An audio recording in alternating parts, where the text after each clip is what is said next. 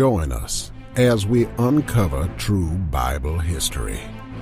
From the creation of the heavens and the earth, to the first man and woman, from the forbidden tree of knowledge to ancient biblical manuscripts and translations.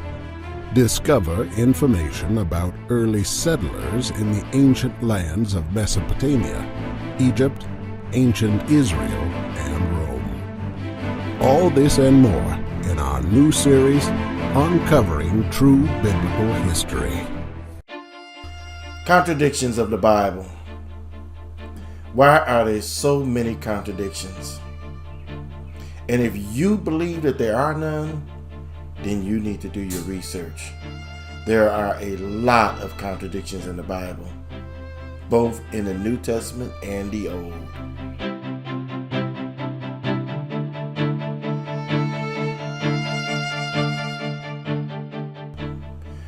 What you got to understand is Matthew, Mark, Luke, and John were not written by Matthew, Mark, Luke, and John. This is why when the scripture starts in those books, it says the gospel according to Matthew, or according to Luke, or according to Mark. Okay? There are many that have accepted the New Testament as truth. There are many that are skeptical and have turned away from it completely because of these contradictions. What you got to understand is that the Most High did not write the whole Bible. Some scriptures were given by the Most High, and some were inspired by the Most High. Some scriptures were recorded as historical accounts.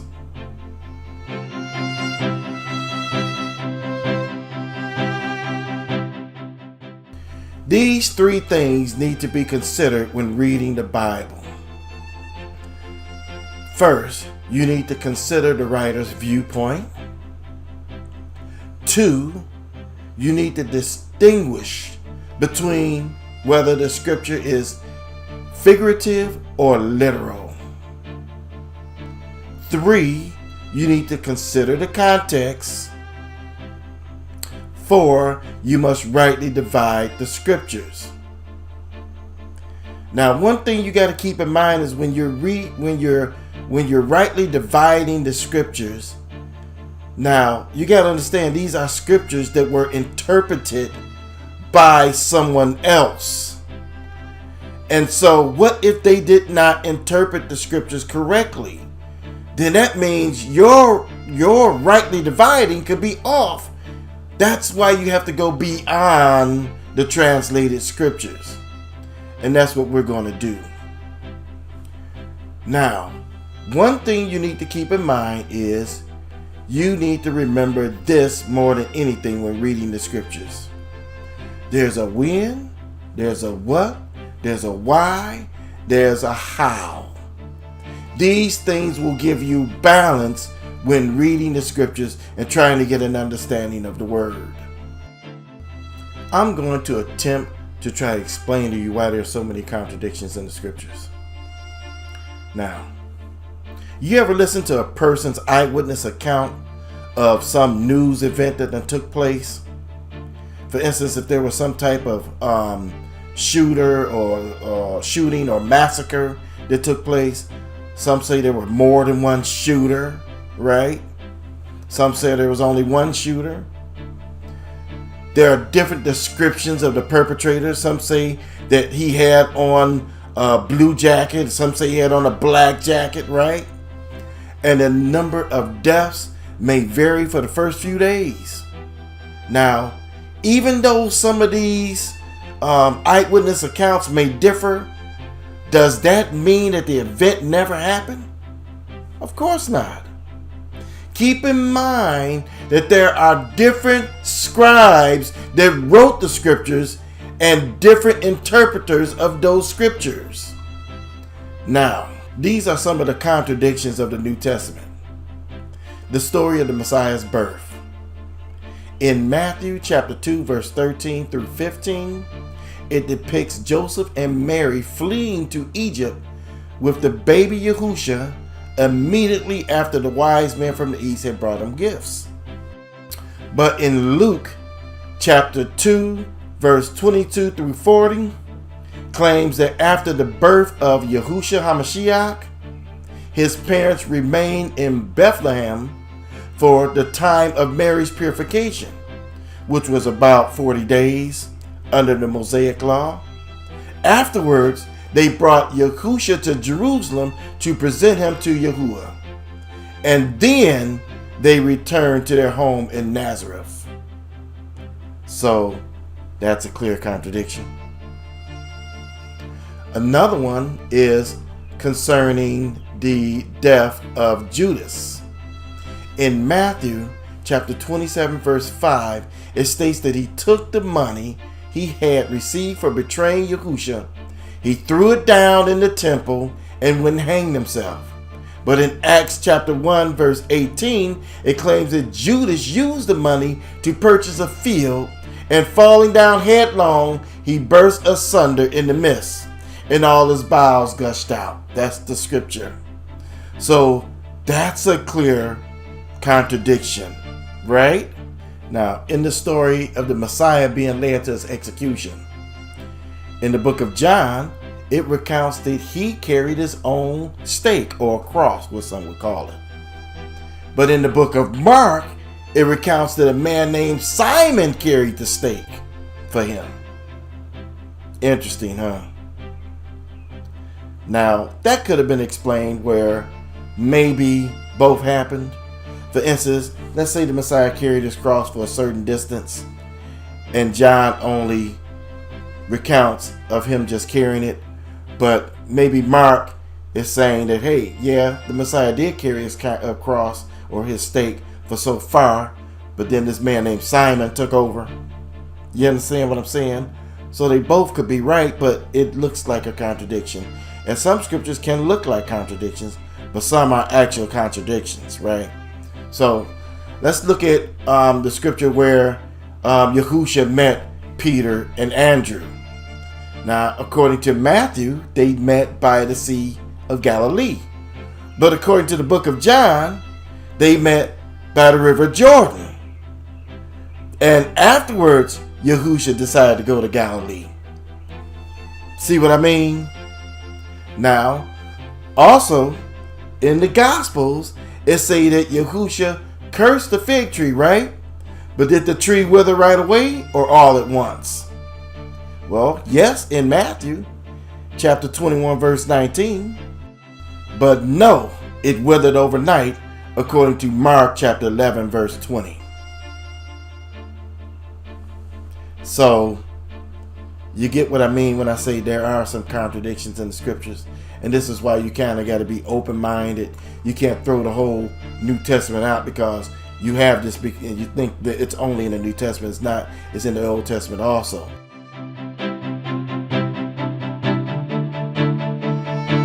In the Old Testament, Yah sent his prophet to threaten David with how many years of famine? Well, according to Samuel, 7 years. But according to Chronicles, it was 3 years. Which is it? Also, when you look at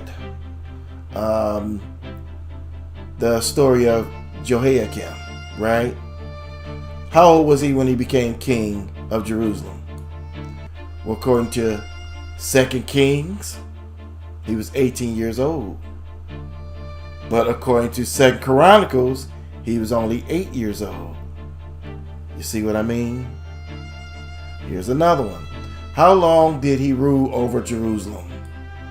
Well, in 2 Kings, it says 3 months. But in 2 Chronicles, it says 3 months and 10 days.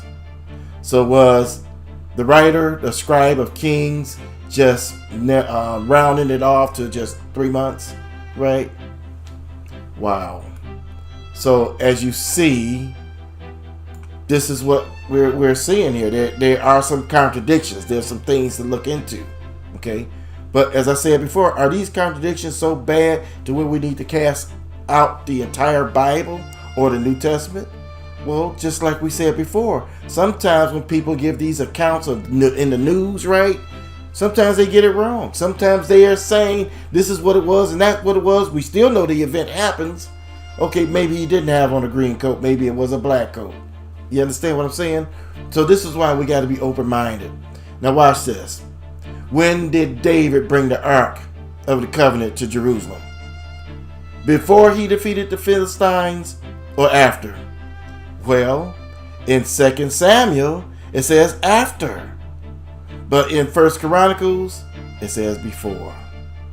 Now, as I said, there are a lot of contradictions in the scriptures. Now, there's a lot more. I'm only covering a few. Okay. Now, so many people are on this journey to put together the greatest ancient puzzle of all times. Every piece of the puzzle must fit, and if it don't, you get rid of it. But is that what really happened when you're putting together a puzzle? No, you don't get rid of it. Pay attention to what I'm saying here, right? Now, what actually happens is you put that piece aside, don't you? And you wait until you see, after you get more and more pieces together, then that piece you'll find, oh, it does fit into this puzzle, right? Now, in all history, you'll always find some misinformation. You just have to do your due diligence and research to get to the bottom of what it is that you're trying to study. In some cases, we throw out the entire story because things don't line up correctly. But that's not really the way to be. Now, every now and then, I must admit, because we fix puzzles, I've done fixed puzzles for years. My kids like to fix puzzles, right? Now, every now and then, one piece of another puzzle may get mixed up into that one, right? But then once you get the puzzle together, you'll find out, oh, this piece really doesn't fit to this puzzle. It goes to another one, right? So you got to be wise in everything you do in your studying. You got to be wise, okay? Now, as in the case of the children of Statutes in the scriptures, right? Now watch this. How many were the children of Statutes? In Ezra, it says 945. But in Nehemiah, it says 845. Does that mean that there were no children of Statutes? Huh? You get what I'm saying? Well, I hope this explained to you why we have contradictions and why you must truly study to show yourself approved. I rest my case.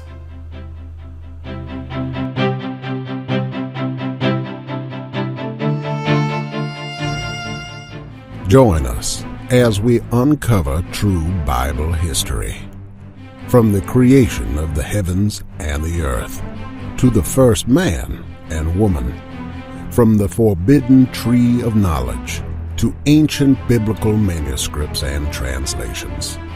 Discover information about early settlers in the ancient lands of Mesopotamia, Egypt, ancient Israel, and Rome. Hidden truths about the true name of God and about the early church age.